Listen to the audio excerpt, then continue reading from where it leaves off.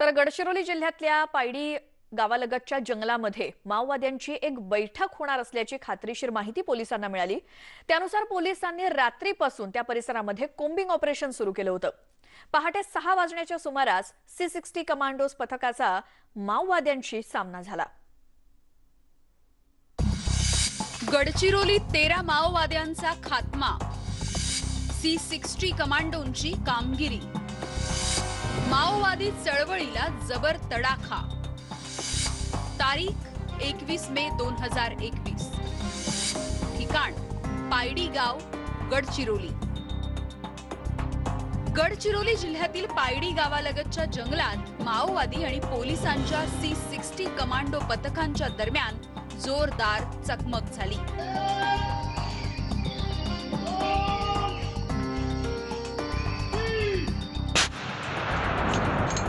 हा सगळा डोंगराळ परिसर असून माओवाद्यांची इथे एक महत्त्वाची बैठक असल्याची माहिती पोलिसांना मिळाली होती। गडचिरोली जिल्ह्यात सध्या तेंदूपत्त्याचा हंगाम सुरू आहे। तेंदूपत्ता माओवाद्यांच्या आर्थिक घडामोडीचा मुख्य आधार आहे आणि त्यातून मिळणाऱ्या खंडणीच्या पार्श्वभूमीवर माओवाद्यांनी इथे ही बैठक बोलावली होती। माओवादी पैदीच्या जंगलात येणार असल्याची माहिती पोलिसांना मिळाल्यानंतर C60 कमांडो पथकाने रात्रभर या परिसरात कोम्बिंग ऑपरेशन सुरू केलं। मी आता ग्राउंड झिरोवर ह्या घटनास्थळी आहे। कोटमी पोलीस ठाण्याच्या हद्दीत येणारं पायडी गाव आणि ती पायडी गावालगत असलेला हा जंगल आपण बघू शकतो। जंगलाची परिस्थिती घनदाट जंगल आहे आणि या ठिकाणी पहाडी आहे, अक्षरशः पहाडी एरिया आहे। आणि सगळ्यात महत्त्वाचं म्हणजे सध्या तेंदूपत्त्याचा हंगाम सुरू आहे। तेंदूपत्ता हा माओवाद्यांचा मोठं अर्थकारण असलेला घडामोड आहे आणि या संदर्भातच माओवाद्यांची एक बैठक असल्याची माहिती गडचिरोलीच्या पोलिसांना मिळाली होती। त्यानुसार अत्यंत नियोजनबद्ध पद्धतीने C60 कमांडो पथकं या भागात रवाना करण्यात आली होती। हा जो परिसर आपण बघितला तर या ठिकाणी कुठलाही मोबाईल नेटवर्क नाही किंवा कशा पद्धतीची माहिती बाहेर पोहोचू शकत नाही आणि अशा ठिकाणी माओवाद्यांना घेरण्यामध्ये C60 कमांडो पथकांना यश आलेलं आहे।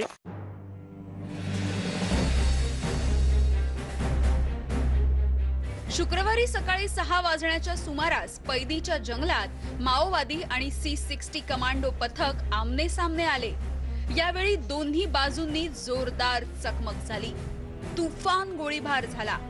जवळपास 1 तास ही चकमक सुरू होती।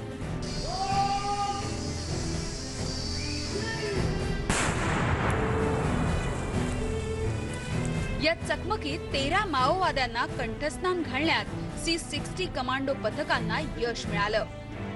सकाळी 6 ते 7च्या दरम्यान 1 तास ही चकमक झाली आणि हा जो परिसर आहे संपूर्ण गोळीबाराच्या आवाजाने दणाणून उठला। आता आम्ही काय नागरिकांशी संवाद साधण्याचा प्रयत्न केला। नागरिक दहशतीत होते, कोणी बोलायला तयार नाही। या घटनास्थळाच्या लगत असलेल्या गावामध्ये गोळीबाराचा आवाज सुरू होता। गावामधले नागरिक सगळं हा प्रकार गोळीबार ऐकत होते आणि या घटनेमध्ये 13 माओवादी ठार झाले, ज्यामध्ये 7 महिला माओवाद्यांचा समावेश आहे, 6 पुरुष माओवाद्यांचा समावेश आहे। त्यांची ओळख आता पटवण्याचं काम सुरू असलं तरी गडचिरोली पोलिसांना मिळालेलं यश मोठं आहे। माओवादी चळवळीत कसनसूर दलम हिंसक कारवायांसाठी कुप्रसिद्ध आहे। शुक्रवारी C60 कमांडो पथकाने केलेल्या कारवाईत कसनसूर दलमच्या माओवाद्यांचा खात्मा करण्यात आलाय।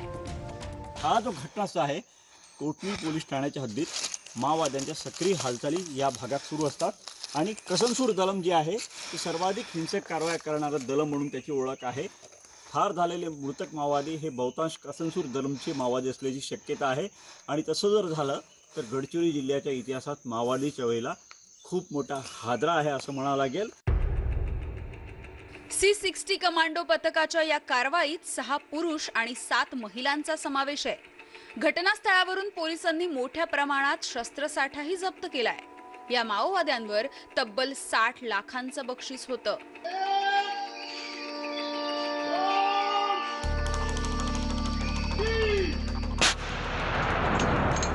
आमच्या एटापल्ली तालुक्यामध्ये आमच्या कोटमी एक एमपी आहे।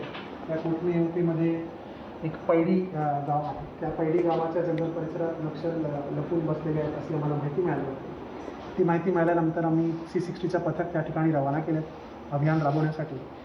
काल रात्रीपासून आमच्या लोक त्या परिसराचा सर्च घेत होत्या आज पहाटे सर्चिंग ऑपरेशन चालू असताना तिथं बसलेले नक्षल ह्या लोकांनी आमच्या पाठीवर अंधाधुंद फायर केलं. त्या फायरिंगचं आमच्या लोकांनी प्रत्युत्तर दिलं. जवळजवळ 1 तास ती चकमक चाललीत आणि फायरिंगची आवाज थांबल्यानंतर आम्ही जेव्हा त्या परिसराचा शोध घेतला त्यावेळेला आम्हाला त्या दिवशी त्या एरियामध्ये 13 नक्षलच्या डेड बॉडीज आढळून आल्या. त्याशिवाय आम्हाला मोठ्या प्रमाणात वेपन्स, एक्सप्लोजिव्स आणि नक्षलच्या डेली यूजच्या आयटम्स आणि नक्षलचं साहित्य हे आढळून आलं. यापूर्वी 2018 मध्ये कसनासर बोरियाच्या चकमकीत 40 माओवादी ठार झाले होते. त्यानंतरची ही सर्वात मोठी कारवाई मानली जाते. महेश तिवारीसह bureau report, news 18 Lokmat, Gadchiroli.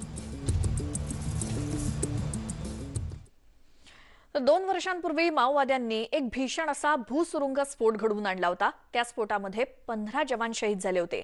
जहाल माओवादी सतीश हा त्या घातपाताचा मास्टर माइंड होता.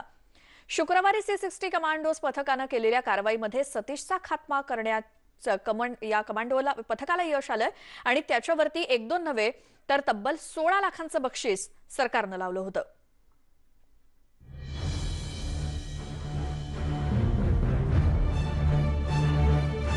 गडचिरोली पोलिसांनी पुन्हा एकदा माओवाद्यांना जोरदार हादरा दिलाय. पायडी गावालगतच्या जंगलात 13 माओवाद्यांना ठार करण्यात गडचिरोली पोलिसांच्या C60 कमांडो पथकाला मोठं यश आलंय. खरतर या ऑपरेशनसाठी C60 कमांडो पथकानं मोठी तयारी केली होती. पायडी गावालगतच्या जंगलामध्ये माओवाद्यांची बैठक सुरू असतानाच C60 कमांडो पथकानं त्यांना चहूबाजूनं वेढा टाकला. पहाटे सर्चिंग ऑपरेशन चालू असताना तिथं बसलेले नक्षल ह्या लोकांनी आमच्या पाठीवर अंधाधुंद फायर केलं. त्या फायरिंगचं आमच्या लोकांनी प्रत्युत्तर दिलं. जवळजवळ 1 तास ती चकमक चाललीत आणि फायरिंगची आवाज थांबल्यानंतर आम्ही जेव्हा त्या परिसराचा शोध घेतला त्यावेळेला आम्हाला त्या दिवशी त्या एरियामध्ये 13 नक्षलच्या डेड बॉडीज आढळून आल्या. या कारवाईमध्ये माओवाद्यांकडे असलेला शस्त्रसाठाही पोलिसांच्या हाती लागलाय. तसंच या कारवाईचं आणखीन एक वैशिष्ट्य म्हणजे गडचिरोली जिल्ह्यातील एका जहाल माओवाद्याला ठार करण्यात C60 कमांडो पथकाला यश आलंय. या स्पेशल ऑपरेशन मध्ये सतीश नावाचा जहाल माओवादी ठार झालाय. पैडीच्या जंगलात C60 कमांडो आणि माओवादी यांच्यात झालेल्या चकमकीत 13 माओवादी ठार झाले. 60 लाखापेक्षा जास्त बक्षीस असलेल्या या माओवाद्यांमध्ये 7 महिला आणि 6 पुरुषांचा समावेश होता. रात्री उशिरा त्यांची ओळख पटलेली आहे. यामध्ये काही बडे माओवादी कॅडर आहेत. सगळ्यात महत्त्वाचं म्हणजे यात कंपनी दलम जे छत्तीसगड महाराष्ट्राच्या सीमावर्ती भागात असते त्यासोबतच कसनसूर दलमच्या माओवाद्यांचाही यात समावेश आहे. या सगळ्यात मोठा बडा मोहरा होता सतीश, ज्याच्यावर 16 लाखाचं बक्षीस आहे. या सतीशनं घडवलेली एक मोठी घटना जांभूळखेडा भूसुरुंग स्फोट. 2 वर्षापूर्वी महाराष्ट्र दिनी 1 मे रोजी 15 जवान माओवाद्यांच्या हल्ल्यात शहीद झाले होते आणि त्या भूसुरुंग स्फोटामध्ये तो भूसुरुंग स्फोटाचं बटन सतीशनं दाबलं होतं अशी माहिती आता पुढे आलेली आहे. खरं तर एकदम खुंखार आणि कट्टर माओवादी होत्या, पण त्यामध्ये जर त्यांचा रँक पाहायला गेलो तर आपण कंपनी क्रमांक 4चा सतीश जो होता, ज्याचा रोल आपल्या जांभूळखेडा ब्लास्टमध्ये सुद्धा होता, तो DVC लेवलचा त्यांचा लीडर ह्या नॉर्थ गडचिरोलीचा तो मारला गेला. त्याच्यावर 16 लाखाचं एकूण बक्षीस होतं.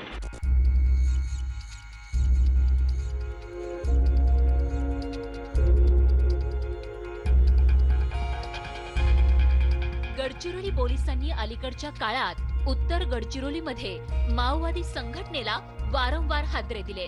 त्यामुळे उत्तर गडचिरोलीतील माओवादी संघटना खिळखिळी झाल्याचा दावा पोलिसांनी केलाय. विशेषतः कोबराबिंडा एन्काउंटरच्या नंतर उत्तर गडचिरोलीमध्ये त्यांचा मिडल लेवल लिडरशिप आणि काडर या दोन्हीमध्ये खूप मोठ्या प्रमाणात डिप्लिशन झालं होतं. एक कसनसूर दलम होता ज्या चातगाव दलम बरोबर फिरत होता. आजच्या ह्या चकमकीनंतर कसनसूर एरियामध्ये सुद्धा त्यांच्याकडे आता काडर्स आणि लीडर्स ह्या उरलेले नाही आहे. तर उत्तर गडचिरोलीमध्ये नक्षलांचे अक्षरशः कंबर मोडली गेले हे काही सांगायला हरकत नाही. गेल्या वर्षभरात गडचिरोली पोलिसांनी अनेक जहाल माओवादी टिपले आहेत. शुक्रवारी झालेल्या चकमकीत जहाल माओवादी सतीशचा खात्मा केल्यामुळे गडचिरोली पोलिसांनी माओवाद्यांना आणखीन एक तडाखा दिलाय.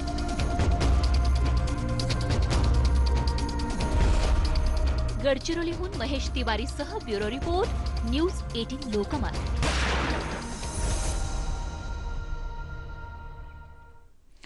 तर C60 कमांडोजची कामगिरी आणि त्यांना मिळालेलं यश या संदर्भात आणखी तपशील पाहणार आहोत एका अगदी छोट्याशा ब्रेक नंतर.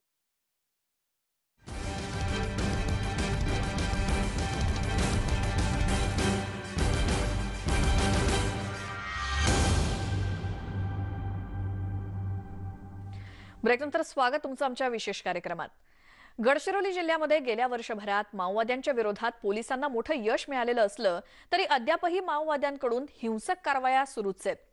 खरं तर आपलं अस्तित्व दाखवण्याचा प्रयत्न माओवाद्यांकडून केला जातोय. मात्र गेल्या वर्षभरात 3 मोठ्या चकमकींमुळे माओवादी चळवळ जिल्ह्यामध्ये बॅकफूटवर गेल्याचं चित्र पाहायला मिळतंय.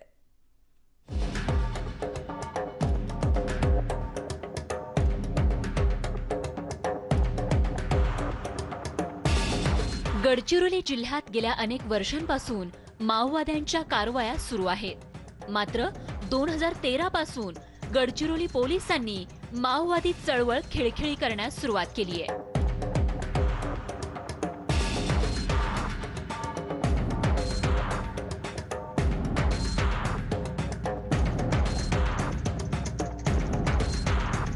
गडचिरोली पोलिसांनी माओवाद्यांविरोधात अनेक यशस्वी ऑपरेशन केली आहेत. त्यामुळे गेल्या काही वर्षांमध्ये गडचिरोली पोलिसांचा दबदबा वाढलाय. गेल्या वर्षभरात गडचिरोली पोलिसांनी 3 मोठ्या चकमकींमध्ये तब्बल 23 माओवाद्यांना कंठस्नान घालण्यात यश मिळवलंय. एवढंच नाही तर वर्षभरात तब्बल 30 माओवाद्यांना जेरबंदही करण्यात आलंय. गडचिरोली पोलिसांनी माओवाद्यांविरोधात जोरदार मोहीम हाती घेतलीय. त्यामुळेच माओवादी चळवळीतील 3 जहाल माओवाद्यांनी गडचिरोली पोलिसांसमोर आत्मसमर्पण केलं. अलीकडच्या काही वर्षांमध्ये आत्मसमर्पण करणाऱ्या माओवाद्यांच्या संख्येमध्ये वाढ झाली आहे. 100 पेक्षा अधिक माओवाद्यांनी आत्मसमर्पण केलंय. विशेष म्हणजे यामध्ये विलास कोलासारख्या जहाल माओवाद्याचा देखील समावेश आहे. पहला हम टिपगढ़ में थे, उसके बाद वो चांदगांव एरिया में बदली हो गया. उधर का दलम वाले सदस्य को लोग ऐसी सदस्य लोग बहुत सलेंडर हो गया, इसलिए हमको भी अच्छा नहीं लगा. फिर इतने लोग जा रहे करके ये तो हमको क्यों जा रहा है, इनके कारण से जा रहा है कि क्या है, डाउट आ गया हमको, इसलिए हम भी आ गए इधर. 15 टॉप नक्षल लीडरशिप यांना आपण न्यूट्रलाइज करण्यात यशस्वी झालेलो आहे. त्यामध्ये एकतर ते अरेस्ट झालेले आहेत किंवा सरेंडर झालेले आहेत किंवा त्यांना एन्काउंटरमध्ये जखमी झाले होते, त्यांचा नंतर मृत्यू झाला. तर हे जे लीडरशिप लेवलवर जे आम्हाला यश मिळालं ते खरंच उल्लेखनीय आहे. याच्यापूर्वी कधीही मिळालं नव्हतं. गडचिरोली पोलिसांच्या C60 कमांडो पथकानं आजवर माओवाद्यांच्या अनेक छुप्या ठिकाणांवर यशस्वी ऑपरेशन करून त्यांची कोंडी करण्याचा प्रयत्न केलाय. तर इकडे माओवाद्यांकडून देखील जिल्ह्यात हत्या, जाळपोळ आणि पोलिसांना लक्ष्य करण्याचा प्रयत्न केला जातोय.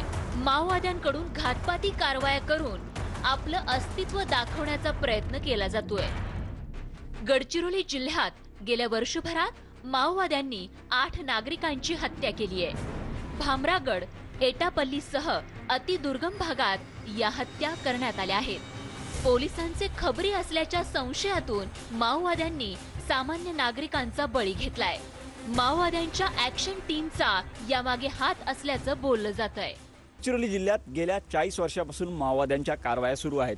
एकेकाळी पीपल्स वॉर ग्रुप ही नक्षलवादी संघटना होती. 2004च्या एकत्रीकरणानंतर भाकपा माओवादी ही संघटना अस्तित्वात आली.